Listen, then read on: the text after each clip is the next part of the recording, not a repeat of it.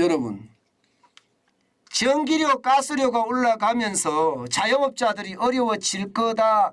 제가 그 말씀 드렸잖아요.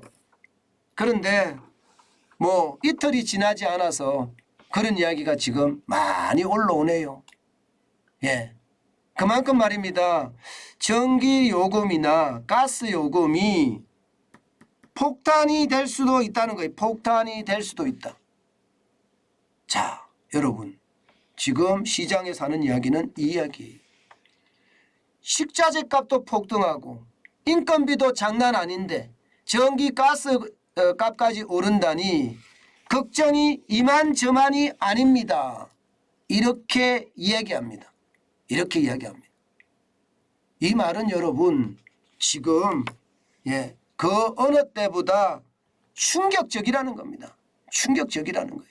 저는 그 충격이 앞으로 얼마나 시장에 충격을 줄 것인지 안 봐도 보이는 듯합니다.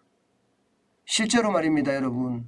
실제로 PC방 하시는 분 이야기를 접으면요.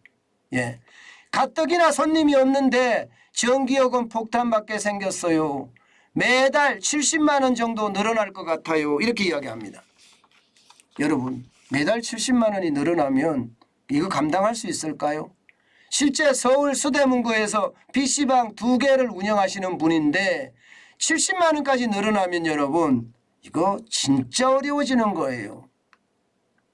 안 그래도 지금 자영업자들은 인건비 때문에 죽을 맛이잖아요. 그래서 인건비 대신 어떻게 쓰고 있습니까? 본인이 일 더하는 걸로 쓰잖아요. 본인이 일 더하는 거. 이렇게까지 되니까요. 앞으로 전기요금이 계속 오를 거고 10월도 지금 더워서 에어컨을 켜는데 그러면 이 비용을 내가 부담 다 할 수 있겠느냐. 결국 폐업을 고민할 수밖에 없는 게 현실이지 않느냐. 이렇게들 이야기합니다. 실제 말입니다. 실제 장사를 접겠다는 이야기를 하는 거잖아요. 실제 장사를 접겠다. 그만큼 말입니다. 힘들다는 이야기예요. 많이 올랐다. 많이 올랐습니다. 보세요. 전기요금이 지금 10월에만 올란 것만 하더라도 주택용은 7.4%예요. 게다가 일반용 산업용이에요. 이것은 7.4% 똑같이 오르기는 했어요. 여기에 보면 교육용, 농사용, 가로등, 심야용 7.4%예요. 물론 이제 산업용으로 가면 많아집니다.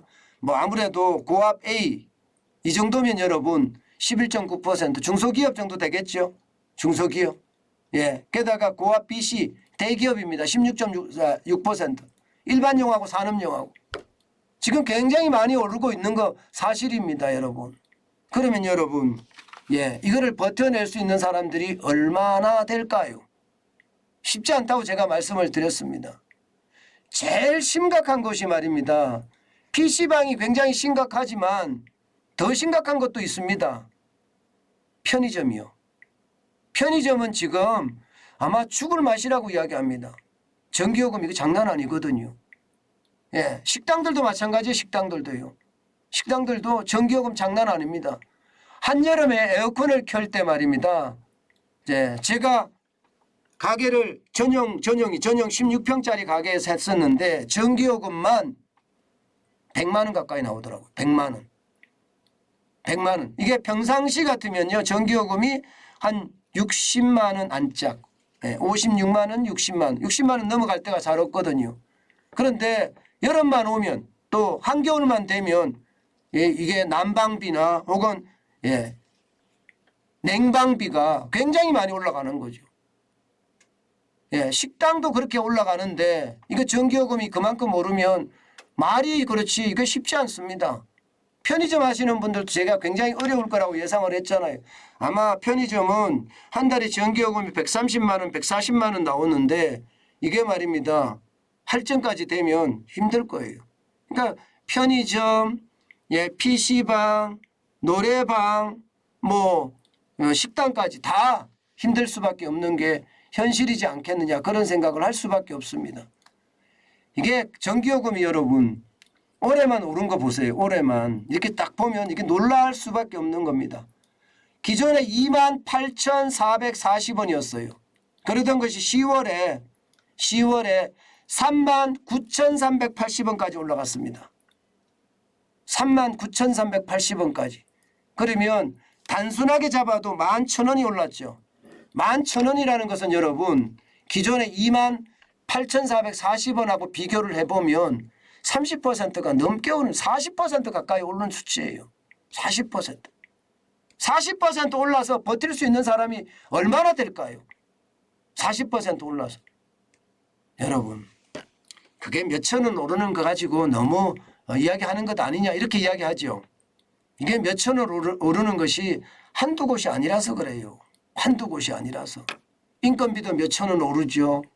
예, 세금도 몇천 원 오르죠. 예, 식재료도 몇천 원 오르죠. 그 몇천 원들이 모이니까 큰 돈이 되는 거예요. 한 달에 몇만 원이 아니라 몇십만 원, 많게는 몇백만 원이 되는 겁니다. 안 그래도 자영업자들 손님 없는데 지금 이렇게까지 오르니 버텨낼까요? 저는 굉장히 어려워질 거라고 예상합니다. 실제로도 말입니다. 가스요금까지 올랐잖아요. 가스요금 38.5%나 올랐습니다. 그러니 더 힘들어질 거예요. 제가 식당을 하면서 가스를 쓸 때 저는 국밥집이니까 국물을 많이 끓여야 되잖아요. 그 당시에 제가 한 달에 23만 원 정도 냈습니다. 23만 원. 23만 원, 24만 원 이렇게 냈어요. 그런데 요즘 말입니다. 예, 곰탕집, 국밥집 이런 데서 가스 요금이요. 거의 50만 원 가까이 된대요. 46만 원, 47만 원 된대요. 불과 말입니다. 3, 4년 사이에 지금 가스 요금이 배가 됐다는 뜻이잖아요. 배가. 그러니 버티기가 굉장히 힘든 게 현실이 될 수밖에요. 현실이 될 수밖에요. 그러니 많은 사람들이 가게 닫겠다. 이제 장사 접겠다. 더 이상 못 버틴다. 이제 이런 이야기가 나오는 겁니다. 결국 말입니다. 배추 한 망에 3만 5천 원씩 가고 예, 인건비도 예, 이거 시간당 15,000원 준다고 해도 사람이 없다고 이야기하니 여기다가 가스값, 전기값이 오르니 예, 자영업자들이 생존할 수 있을까요?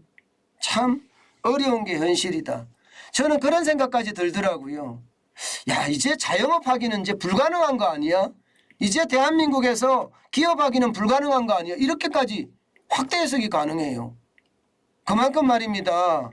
비정상이 정상화되나서 그만큼 어렵다는 거예요. 제발 빠른 시간 내에 이 비정상이 정상화가 돼야 됩니다. 그래야지 말입니다. 예, 지금 좋아질 거예요. 그만큼 말입니다. 이대로 가만히 두면 최악의 상황이 진짜 될 수밖에 없는 게 현실이다. 저는 그렇게 생각합니다. 여러분, 지금 실물 경제까지도 비용이 늘어나서 이게 이익을 못 내는 구조 이렇게 된다는 것 앞으로 우리 아마 아주 유심히 봐야 될 겁니다. 이게 자산이 주식시장이나 혹은 부동산 시장이 무너지는 것, 예, 이것이 실물 경제가 그나마 뒷받침을 해주면 실물 경제라는 게 이제 자영업자, 소상공인, 소기업, 중소기업인데 여기서 성장을 좀 해주면 이게 쉽게 말하면 최악의 위기는 안 오거든요. 예, 그런데 자산은 붕괴하는 시점에 실물 경제도 지금 다운이 되고 있어서 걱정이 이만저만이 아닙니다. 그만큼 위기의 어떤 상황은 커진다 이렇게 이야기할 수 있을 것 같습니다.